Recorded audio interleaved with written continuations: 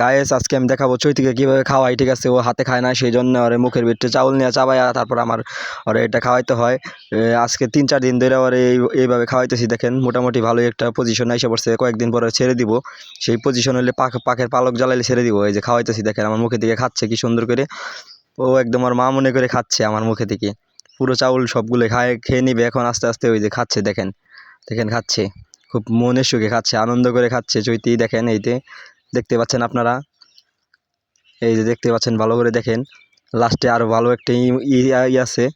চৈতিকে কোন জায়গায় রাখবো সেটাও দেখাবো আজকে আমি আপনাদেরকে। আমি কাজে আসছি, তারপর চৈতিকে সাথে নিয়ে আসছি। নিয়ে আসার পরে এই যে দেখেন খাইছে এখন। ও মন ভরে খাচ্ছে, মনে করতেছে যে ওর মার কাছ থেকে খাচ্ছে, এরকম ভাবে খাচ্ছে ও।